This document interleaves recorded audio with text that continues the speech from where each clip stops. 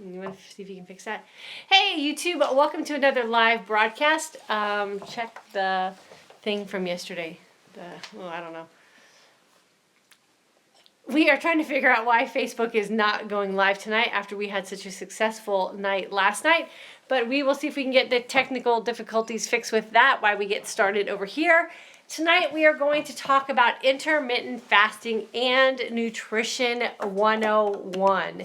And I'm going to share with you a little bit, or probably a lot of it, of my thoughts about nutrition at this stage of life that we are all in as women. So welcome to the broadcast. If you are new, please take a second to hit that subscribe button. That way you will know when we go live or when I upload a new video to my channel.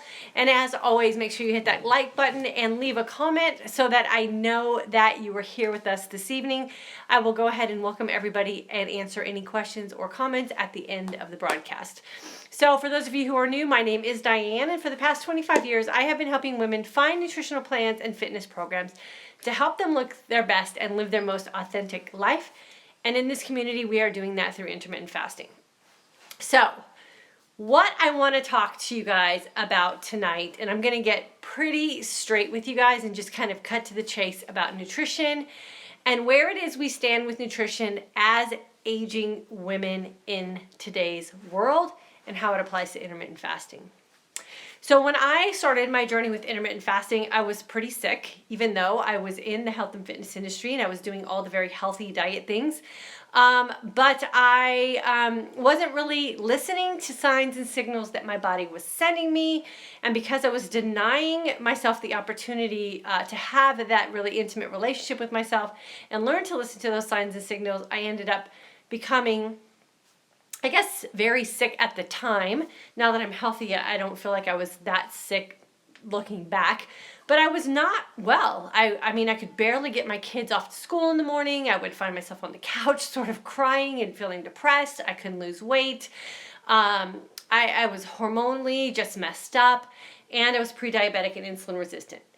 And I credit all of that to being checked out with myself and following nutrition plans, meal plans, and food suggestions designed by someone else for the mass population. And I wasn't considering what I needed for myself at that stage of my life. And I ended up putting myself in a position where I was really sick.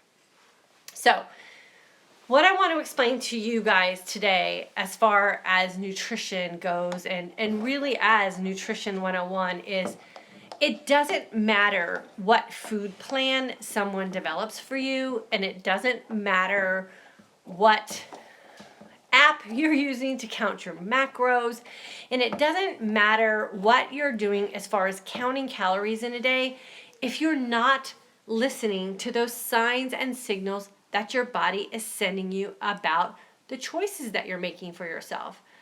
And at this stage in life, we need, is that YouTube or Facebook?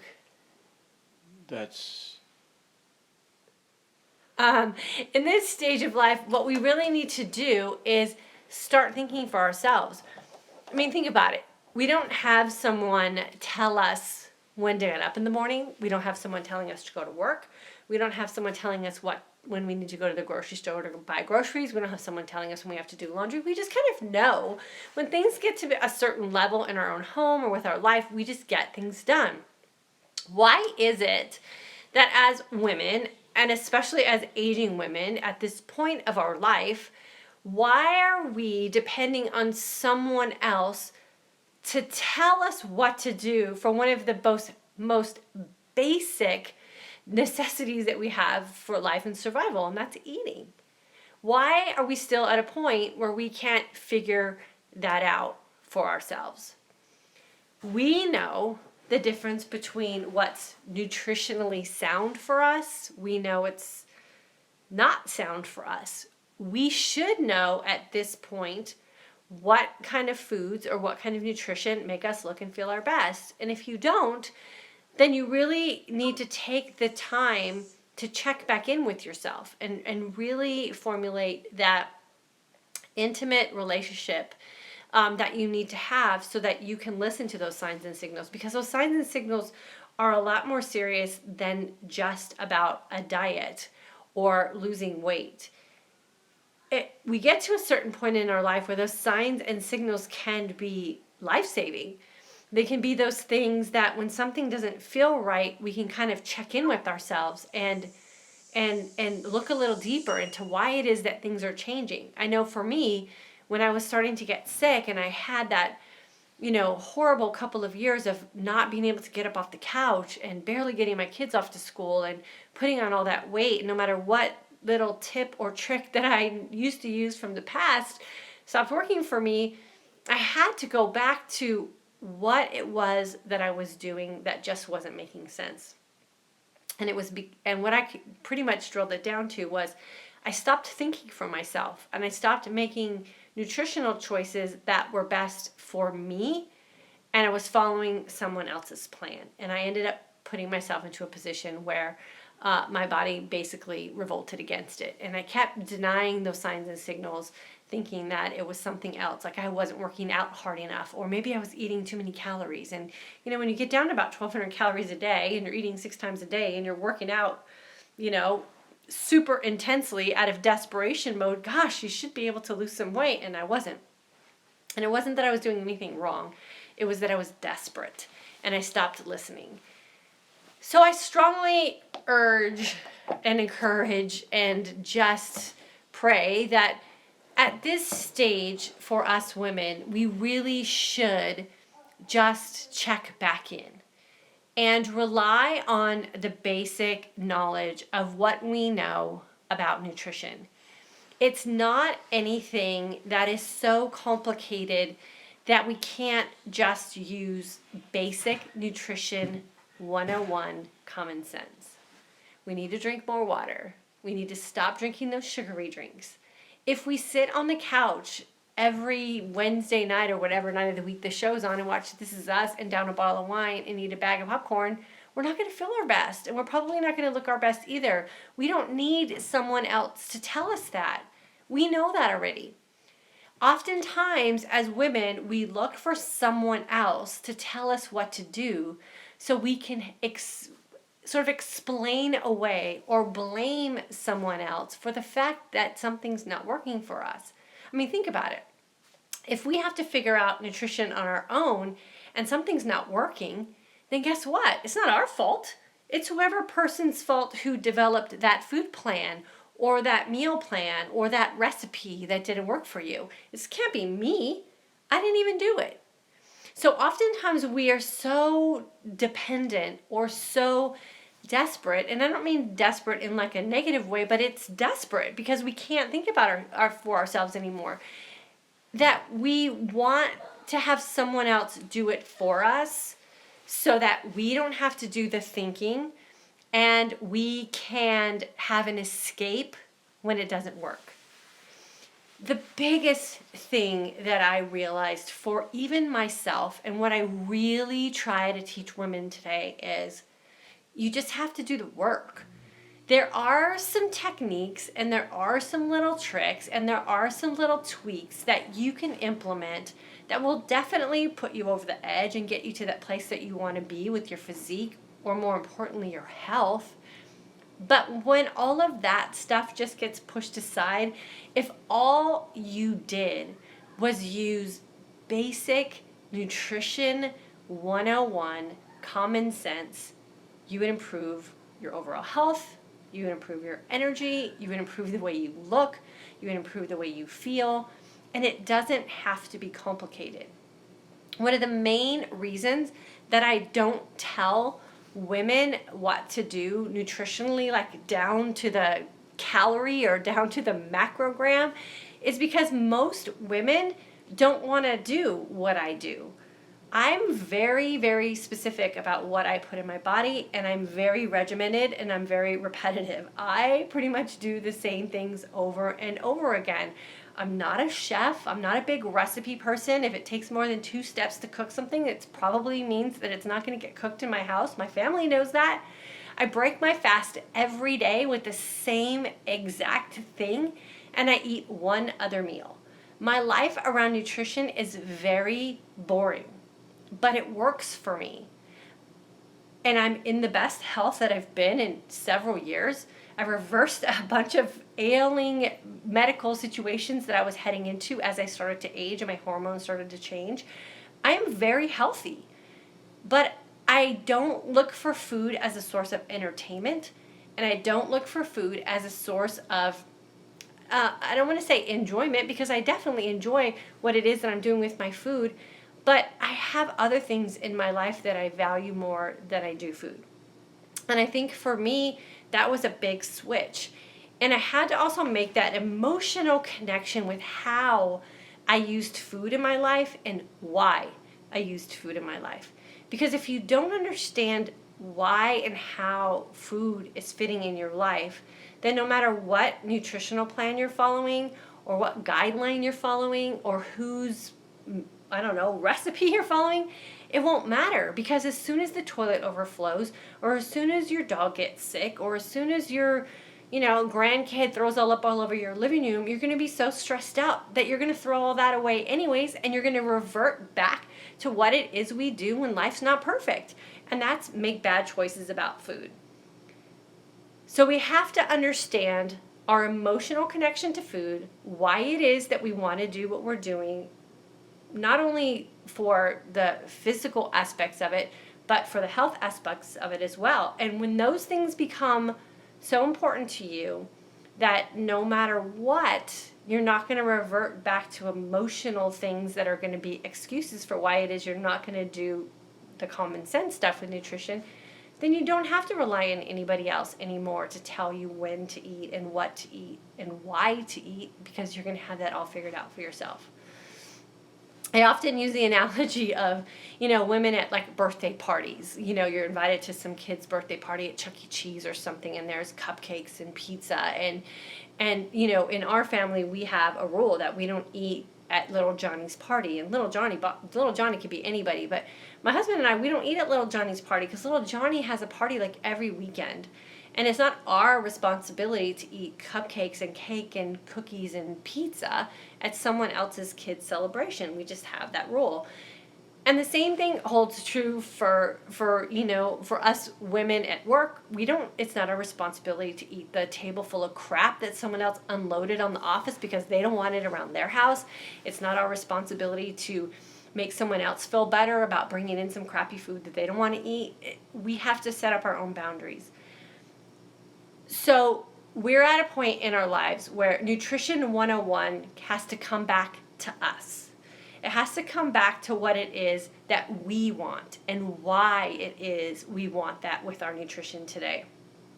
The rest of the stuff is available, and I could give you guys information about the lowest carb vegetable you can eat. And in our alumni group, we talk about net carbs and even an assortment of cashews, pistachios, pecans, almonds, like which are the better to choose if you want to be on a low carb, high fat type of diet.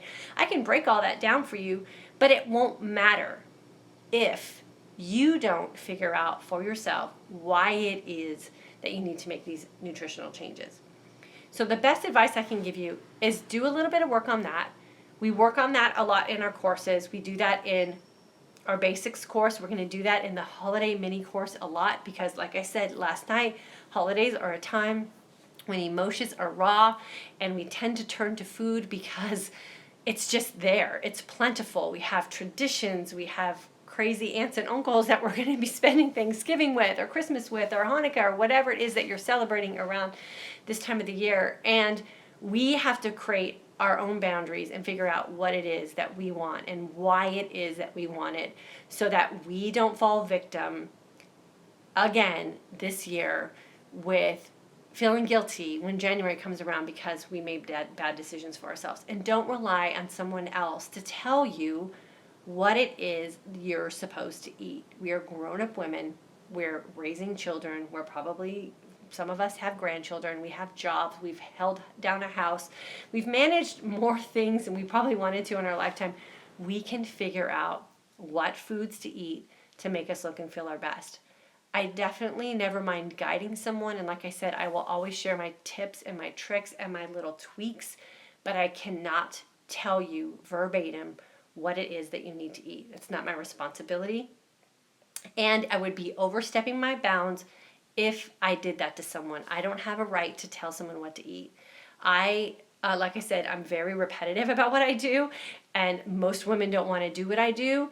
And I totally respect that and understand that. But on the flip side of things, then I can't be expected to try to figure it out what it is that every other woman around the world needs to do for themselves.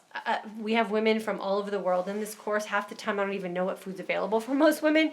And we have vegans and vegetarians and paleos and low carb, high fat and high carb, low fat, and people who can't eat certain foods because of allergies or just personal choice or religious beliefs. And so for me to try to satisfy everyone is just impossible. So I will always share what I do, but just know that it is your responsibility to go back to the basics of Nutrition 101, shop the perimeter of the grocery store, and ask yourself those 2 questions every day that I always remind you guys to ask yourself. How long will you fast? And how well will you feast? And if you can figure out the answer to those 2 questions every day for yourself, this gets so simplified. Because if you're fasting in a truly fasted state for anywhere from 16 to 20 hours a day, what you have in your feasting window becomes so fine-tuned because you don't have a lot of time to waste. You want to make sure that when you open up that feasting window and you're going to put some nutrients in your body, that they are the best nutrients so that you can look and feel your best. And we know the difference between a cupcake and a salad. And I know that seems super, super simple and maybe a little bit obnoxious of an analogy to make, but it's the most obvious one that I can bring to your attention. No woman has ever talked herself into eating a salad or a piece of grilled fish with some vegetables.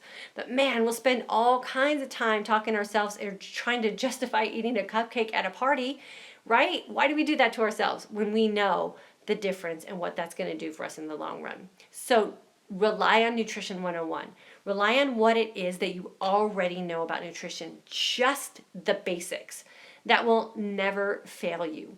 When you get to the point where you need to be so finite about your nutrition and so dialed down, maybe you need to lose that last couple of pounds or you have this little spot on your body you're not happy with, then we can talk about finer details.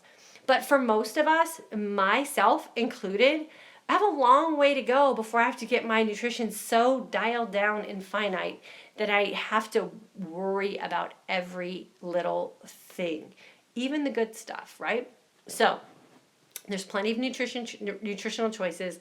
There's plenty of really obvious nutrient-dense foods. Rely on all of those. Don't kid yourself when it comes to, and I say This Is Us because it is that show Emotionally for Women right now that's kind of wreaking havoc on us. When it comes to that show or that time, that habit you have, maybe it's getting on the couch at night with your husband and having your wind down time, be very conscious in what it is that you're doing during that time. Make sure that what you're doing is going to be a good choice for yourself, because trust me, it's those unconscious moments with food that's going to always catch up to you. It's not the conscious times. We're very educated women. We have common sense. We have been around long enough to know, like I said, what Nutrition 101 is. Rely on that. And then just be very honest with yourself and be conscious when you're opening up that feasting window to make sure that you are putting some good things in your body that are always going to be the things that are going to make you look and feel your best, and you will never, ever fail yourself. So I'm going to go on and see what kind of comments and questions we have, and welcome everyone that is here. Let's see. Hello. I think that's New Jersey. Joanne, hello. Faryal, I believe that's how you say your name. I'm sorry if I mispronounced it. Rhonda, hello from SoCal. Elaine from Florida. Janet, good evening from Nevada. July 1st class and alumni. Good to have you here, Miss Janet. Christine, looking forward to what you have to share tonight. Okay, good. Hopefully I just didn't disappoint. Hello from Australia. Maxie, Dominique from Virginia. Mary from Chicago. Lena from Arkansas. Welcome. Shannon from New Orleans. Susan from Western Canada. Welcome from Western Canada. Cassandra from Virginia. Sean, June grad and alumni, thanks for being here. Yvonne, girlfriend, thanks for jumping over to YouTube. You're usually my Facebook girl. Welcome. Peggy, hello from Kansas. Rhonda, I so occupy this space today. How many times will I dip my toes in the carb pool when I know the consequences? I'm 62. I strive to be well today. Progress, not perfection. Yes, always rely on that, but no, Rhonda, you always know when you're going off the deep end on the far side. So just rely on that and don't second guess it. You always are going to know the difference. Janet, I've tried so many plans thinking for myself. Was a real aha moment from both courses. Now I have a lifestyle that works for me and I'm not bouncing from plan to plan. Janet, congratulations, girlfriend. You are just a rock star. Terry, Di, really good message tonight. When we can often sabotage ourselves when listening to too much information. Yes, we do know what to do and we just need to find peace in it. Be confident and trust it. Terry, amen to that. Rhonda, food was such a big part of my life. I wrote a Dear John letter when I ended our love affair. Good for you, Rhonda. Did you have one of those burning parties too where you burn it in the fireplace so you could just be rid of it forever? Lori, love watching Monday through Thursday as I have dinner. I don't cook. I chop and pile loads of veggies. Love discovering how 22-2 makes me feel. IF is the only thing that reversed the menopausal fat gain. Thanks. Lori, you're doing awesome as well. Congratulations. Nairi, I agree 200%. I think there is almost too much information that ultimately confuses and paralyzes us into not doing anything. Sometimes I would feel like I was going in circles. Yep, me too. I've been there. Yvonne, the little Johnny rule. I've been using this rule since IF. I love it. Yeah, don't eat at little Johnny's birthday party. August 12th, I have to push myself to eat enough green veggies because I'm hardly eat anything because I'm hardly hungry. Yeah, just, I always say don't feed a satisfied body. You just want to kind of keep track and make sure that you're feeling good and energized. That's the biggest key. Valdez, P.S. My blood work is better and I lost 24 pounds so far since August. Oh my gosh, girlfriend, congratulations. Blood work is the key. Like if your blood work is good, people, like your blood running through your veins is like the life source of everything about you, right? So when you go to get your blood work done and everything is great, you're home free. Like now all you've got to do is just eat well and fast well. Those 2 questions every day, that's it. So strive to have good blood work is what I say. It will never fail you. Okay, I always lose my place. Let's see.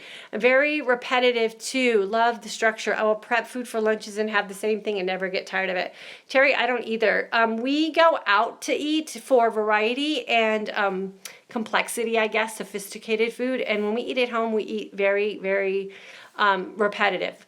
And no one seems to mind in my family because we do. We go out on the weekends and that's when we have our variety. Let's see. Yvonne, I'm repetitive when it comes to food as well. To me, it takes away the stress of figuring out what to eat. Exactly, girlfriend. Prepping takes away the stress. Yep.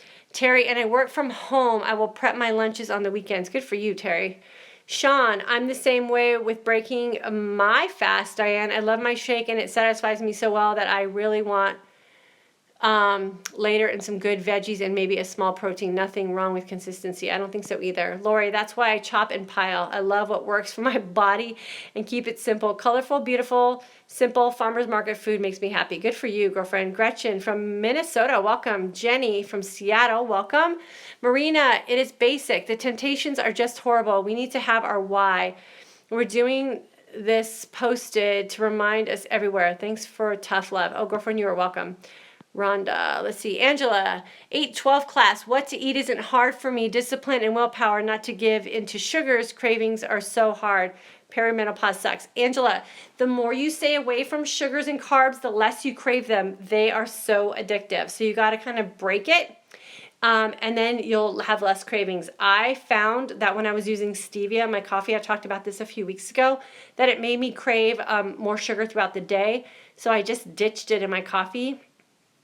Have a much cleaner fast now and I don't crave sugar. Then I'll kind of sneak the stevia back in. I start craving sugars again and then I cut it out. So I tend to go in waves. And I notice that I like the stevia when it's kind of cold out and I want kind of that comfort cup of coffee. So make sure you're aware of those triggers as well. And there's no need to be worried about an occasional craving, but catch yourself and then notice what you're doing to cause those cravings to come back, and then just put the work in to have them go away. Lizette from Austin, welcome. Lisa, I don't think that's the case with the blood work. My blood work is always perfect and I'm over 300 pounds and feel unwell.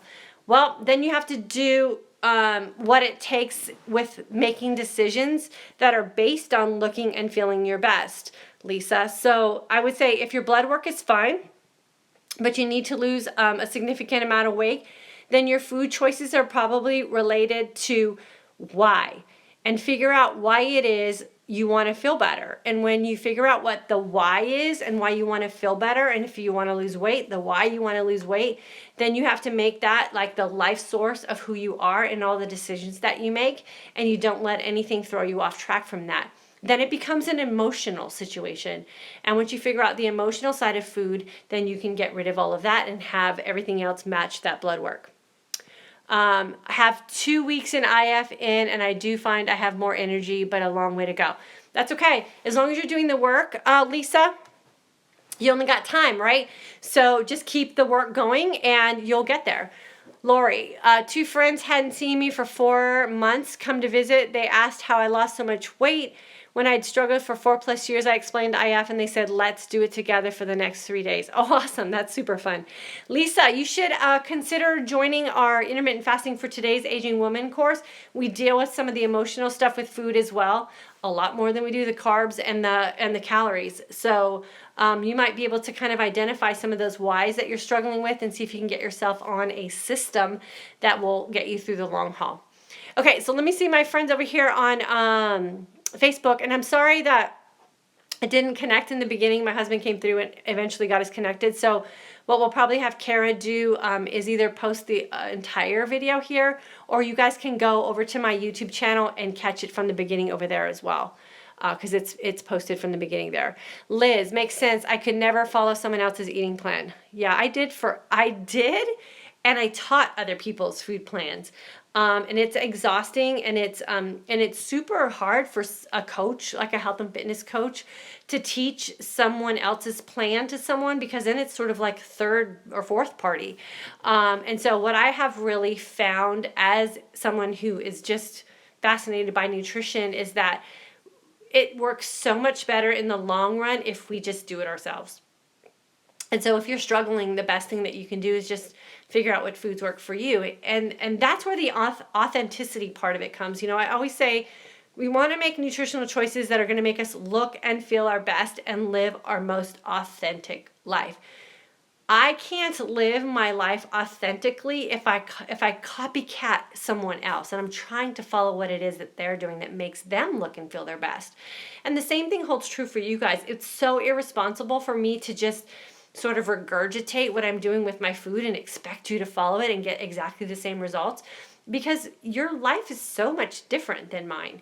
And your traditions are different. And for a lot of people, their heritage is different. Their ethnicity is different. Whatever it is that they do with food culturally is different.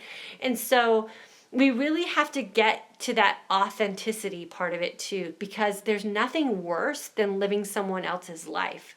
And it's not fun when we're doing it around food, because food is such an integral part of what we do socially, what we do with our families, and what we do emotionally even. And so we really have to fine tune the authenticity part with the looking and feeling our best, because that's when we really can find peace in what it is that we're doing for food forever, because that takes away the guilt, that takes away the struggle, and that takes away most of the questions.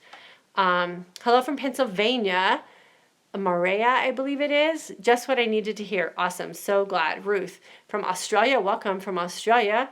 My husband is so like you. He eats the same thing. I really want simple eating. Simple eating is the best. Tonight, for instance, we had spaghetti squash, which I made yesterday. I sauteed it in a pan with avocado oil and a little garlic. We threw a little clean marinara sauce on top of it. I cut up some green olives stuffed with jalapenos and a pinch of Parmesan cheese, and we called that dinner. Super simple. Nothing fancy, nothing extravagant. I'm not eating meat during the week right now. So for me, I didn't even have any meat on it, and it was excellent. And we'll probably have the same exact thing next week one day. So we don't vary it up very much at all, and it just makes life so much easier.